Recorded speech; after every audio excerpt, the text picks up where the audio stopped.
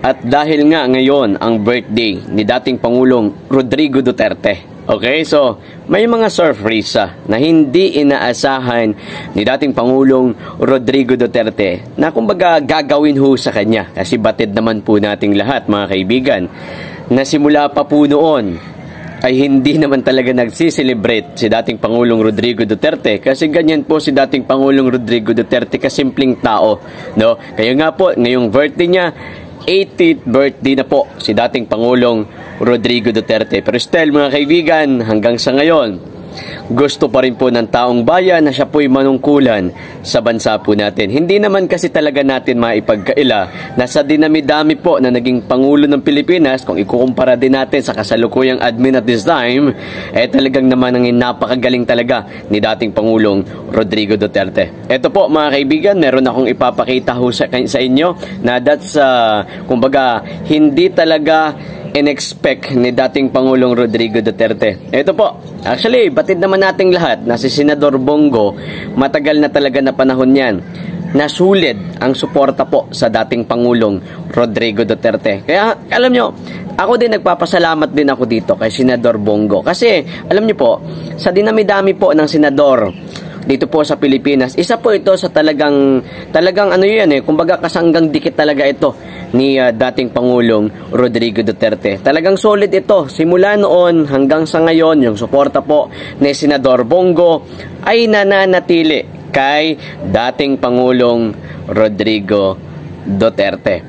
And syempre mga kaibigan, natapik ko to sa live ko, pero syempre sa mga hindi nakarating sa live ko, eto pa, meron pa ako ditong itatapik sa inyo. Ito, ayan, ito po ang, ito naman ay ang pagbati ni Daryl Yap. Ito naman, kung papansinin nyo po mga kaibigan, kahapon din mismo nagkaarawan ni dating Pangulong Rodrigo Duterte. Mapapansin po ninyo, ito po yung naging post ni Daryl Yap. Kaya ito nga po ay atin po itong pag-uusapan at bibigyan din po natin ng konting reaksyon ang sinabi po or pagbati ni Daryl Yap kay dating Pangulong Rodrigo Duterte. Nga pala, before po natin yan mga kaibigan, sino nga ba si Daryl Yap? Kung matatandaan po ninyo, isa po ito sa supporter ng Duterte, pero naging supporter po ito nitong administrasyon na ito ni President Bongbong Marcos. At nga pala, si Daryl Yap pa din po mga kaibigan, ay siya din po ang nagdirect ng pelikulang Made in Malacanang. Kung matatandaan po natin, ang Made in Malacanang, isa po ito sa naging blockbuster nung kapanahunan nung after po manalo si Pangulong Bongbong Marcos. At talaga namang, syempre, ang Made in Malacanang, ito yung nagpamulat po sa atin na idinirik nga po ni Daryl Yap na kung saan, kung papaanong inalis o paanong umalis ang mga Marcos sa Malacanang, papaano sinira ng mga yellow tarts sa mga gamit sa Malacanang, papaano sila naging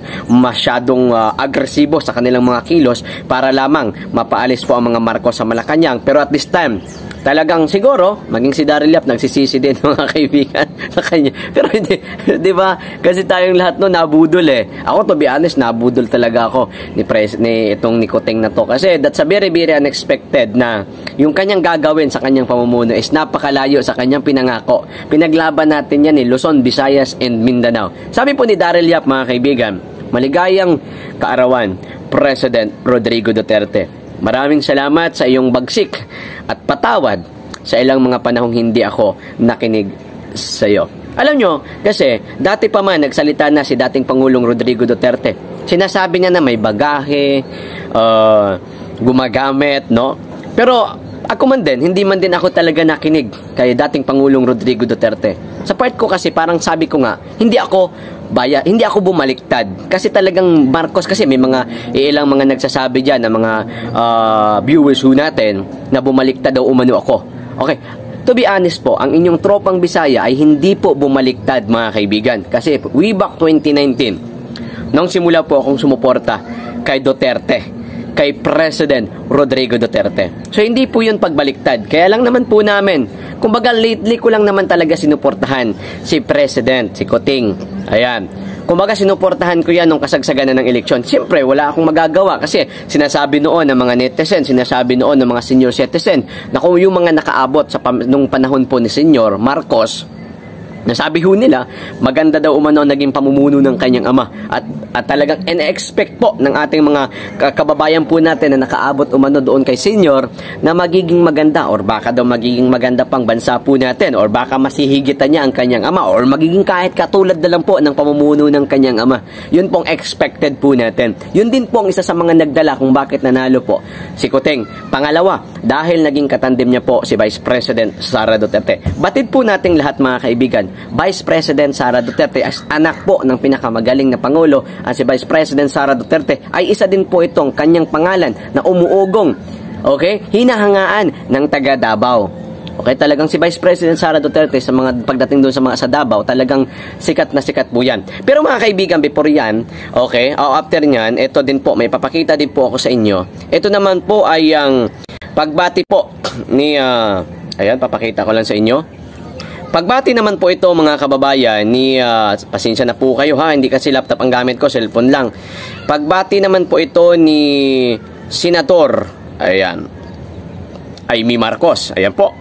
Kung mapapansin po ninyo mga kaibigan, gaya po ng aking naturan or sinabi ko po sa aking mga vlog, na yung Marcos loyalist at this time, ay nagkaroon niya ng divide, nagkaroon niya ng separation. Although yes, matatawag natin kasi ang Marcos loyalist ngayon naging dalawa.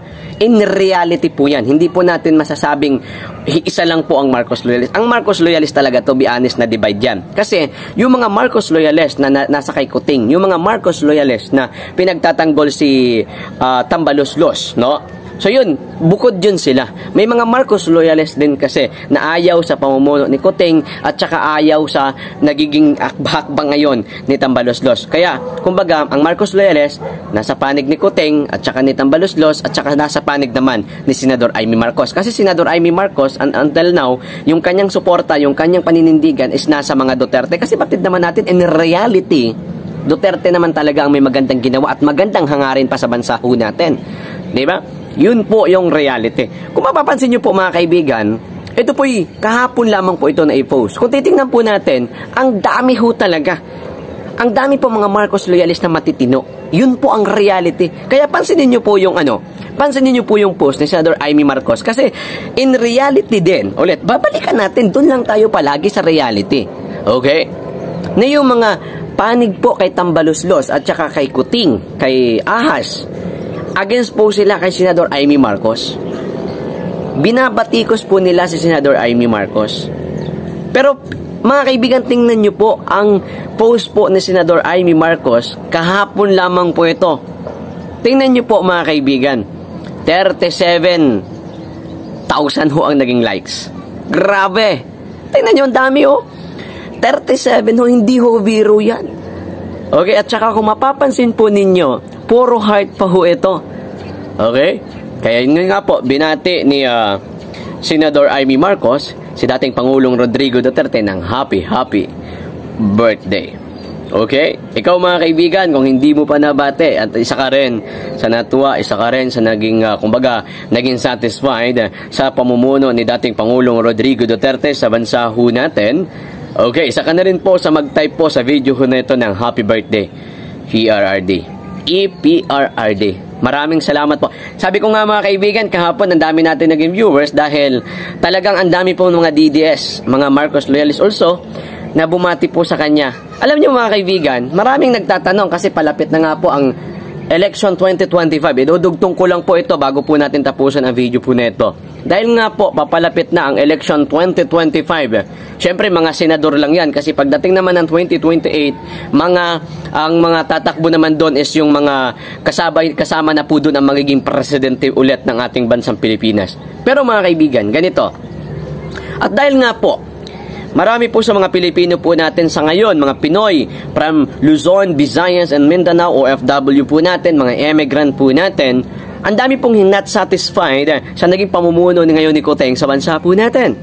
Ngayon, dahil po sila'y hindi satisfied, mga kaibigan, marami pong nagsasabi, marami po yung nais na kung saan si dating Pangulong Rodrigo Duterte ay muling tumakbo sa pagkasenador this coming election 2025. Ikaw mga kaibigan, kung tatanungin kita, pabor ka ba na tumakbo muli sa pagkasenador ang dating Pangulong Rodrigo Duterte. Alam nyo kasi sa akin kasi, gaya po ng sinabi ko nung nauna ko doon sa live po natin, sabi ko, dalawa sana yung stand ko dyan. Sabi ko nga, kung sa kanya, kasi mahal natin yan siya eh, mahal natin siya. So, nasa 80 years old na po si Tatay Digong. Sabi ko nga, kung maari sana, sa akin lang ha, yung sa love ko, ito yung love ko sa kanya. Okay? Kung maari sana, wag na siyang tumakbo. Kasi, siyempre, 80 years old, doon sa katandaan niya na. Kasi kumbaga, siyempre matanda na talaga yan. Siyempre, dapat ang mga ganyang edad, nagpapahinga na, no? Nasa bahay na lang, ganon.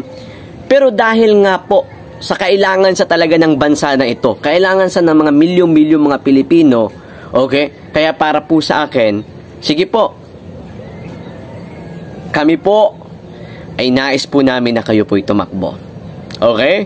Kahit medyo masakit sa dibdib ho namin dahil po kayo po ay ganyan na yung edad eh. 'Di ba? Na dapat sana ay nagpapahinga na ho kayo, medyo mahirap na po, pero Mr. President, okay? Former President Rodrigo Duterte, ikaw po talaga ang kailangan ng bansa na ito. Ikaw po yung gusto po ng tao na muling makabalik sa serbisyo, muling manungkulan po sa milyong-milyong mga Pilipino. Kaya kami po ay nananawagan na kahit medyo masakit sa dibdib ho namin, ngunit kailangan po na kayo po talaga ay mamuno pa ulit sa bansa na ito. Kailangan ho namin na kayo po ay manungkulan pa sa bansa ho na ito, Mr. President. Okay? At saka mga kaibigan, idudugtong ko na rin po ito. Kasi marami kasi, iba-iba naman yung oras natin, maraming hindi nakaabot sa live po natin. Sa nagsasabing yung polvoron video. So guys, may tamang panahon dyan. Huwag po kayo masyadong atat. Ayun, nagbigay na po ng deadline ang mga may hawak umano niyan na bago hindi matapos ang June na hindi po yan ilalabas.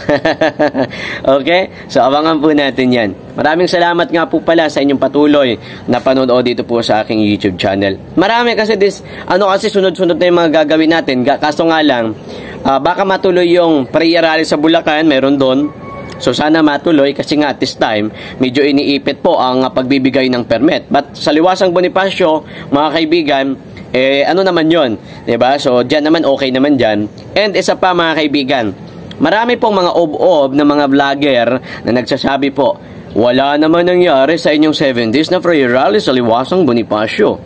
Alam niyo po mga kaibigan, yung prayer rally sa Liwasang Bonifacio, hindi naman talaga yung pinaka-purpose nun is mapatalsik yan si Kuting sa palasyo.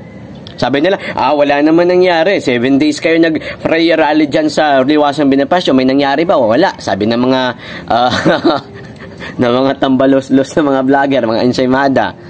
Hindi naman talaga yung hangarin. Nangangarin lang nun para maiparinig lang sa kanila. Diba? At talagang nakakakilabot to. Marami pong nangyari po doon. Alam nyo yung nakakakilabot? Kasi ang milyong-milyong mga Pilipino, ay grabe nakakakilabot. Libo-libong mga Pilipino dumagsa pa. Nagulat nga ako eh. Lalo na nung pang 5 araw na po. Nagulat ako nun. Kasi simula dito sa kalsada, kasi doon ang stage, di ba? Kung napanood nyo po or nakapunta po kayo, simula dito sa kalsada mga kaibigan, okay, hanggang doon sa may post office, doon sa nasunog na post office, kung mapapansin nyo po, ay grabe. Ang dami, hanggang doon na. Nung D1, hanggang dito pa lang sa may fountain.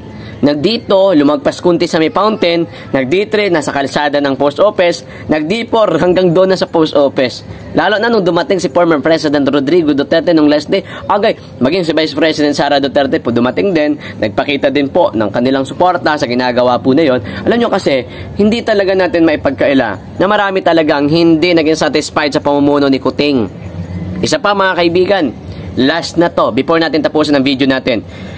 Yung issue is all about West Philippine Sea. Yun na naman guys, not this time, kunting pagkakamali na lang. Hindi pagkakamali, kunting tawag nito, move, yung tinatawag natin kasi, ang China kasi, talagang nag-move na siya.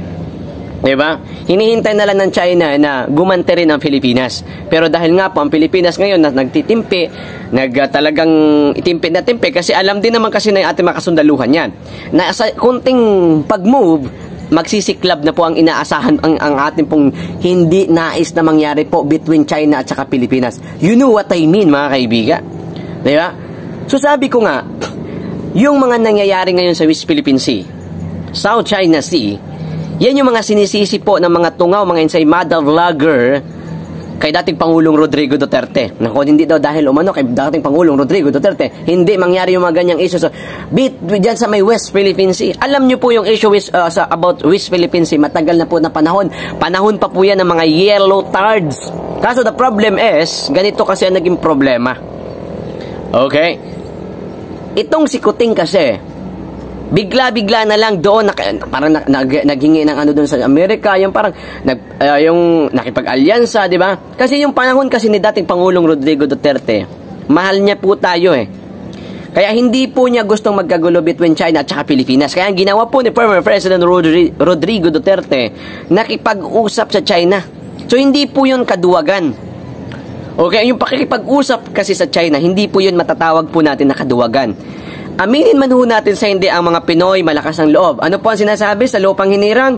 Ang mamatay ng dahil sa'yo. Ganon tayong mga Pinoy eh. Malakas ang loob. Ang loob ho natin. Pero in reality, yung bansa po natin na hindi po kayang tapatan ang China sa pamamagitan ng mga gamit pandigma. Aminin po natin sa hindi po talaga kaya ang China. Ang China, isa yan sa pinakamalakas na bansa po at this time. Okay? Ngunit ang Pilipinas, ano ang nangyari? Okay? May mga missile ba ang Pilipinas? Wala. Ano yung mga pandigma ng Pilipinas? Kasi ang ginawa ng mga yellow tards, kayo nagmamagaling si po sa mga dilawan, nagmamagaling sila. Pero ang ginawa po nila after po mapatalsik nung itong si Marcos Sr., okay? After mapatalsik ng mga dilawan, ang ginawa po nila, pinasarado ang nuclear power plant. Hindi na nagkaroon. Ano bang yung mga pasandatang lakas natin, hindi na nagkaroon ng mga improvement, mga after noon, ng mga panahon po ni Marcos Sr. Ano nangyari sa Pilipinas? Okay? Kaya paano mo tatapatan yung China? Kaya matalino si Tatay Digong eh. Matagal na po sinabi ni Tatay Digong, mahal ko kayo, mahal ko ang Pilipino. Kaya makikipagkaibigan tayo sa China. Yun ang sinabi po ni Tatay Digong. Yun po yung nais ni Tatay Digong. Mahal kasi tayo niya eh. Diba? Kasi batid naman ni Tatay Digong na hindi kayang tapatan yan. Pero, ang mga dilawan ngayon, masyadong nagmamagaling, ano? Ang galing niya talaga. Okay. Iputik ROTC, ayaw nyo nga eh. ROTC, ayaw nyo. Alam nyo ba na ang ROTC, ang laki ng naitulong niyan? Panahon ho namin.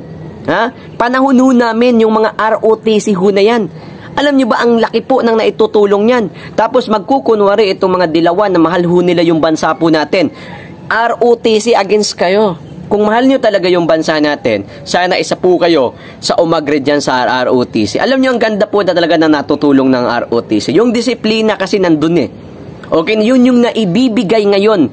Okay, yun yung naibibigay ng ROTC para po sa mga kabataan. Kaya dati, mga 2014, mga kaibigan, 2013 up to mga 2010, high school pa nagkakaroon na po. Kasi high school kasi nagkakaroon ng CET. Then sa college naman nagkakaroon po ng ROTC. CET mga kaibigan, nung ako po high school, hindi ko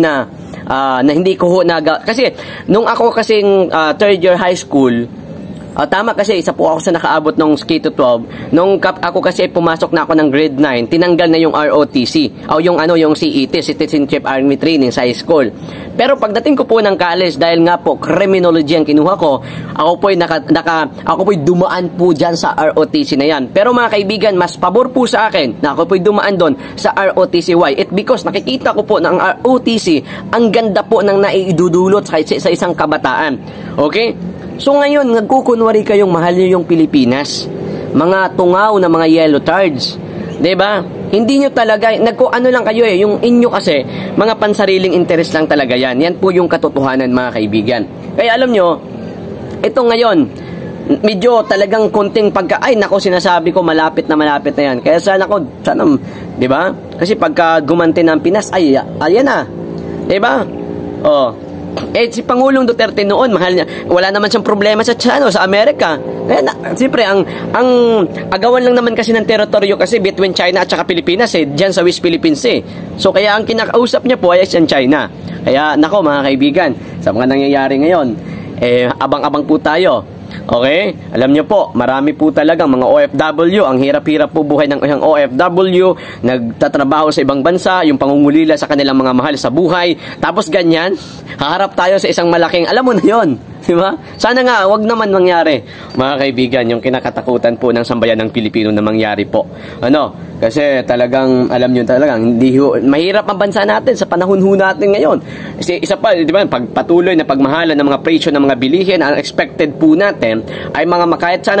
Although, ito, to be honest, hindi naman talaga kami umaasa sa 20 na kilo ng bigas. Ang amin lang naman sana, tama naman yung in-interview ko sa Manila Bay, na sana ay kahit pa paano mabawasan ng konti. Yun lang naman sana ho ang gusto ho natin, di ba?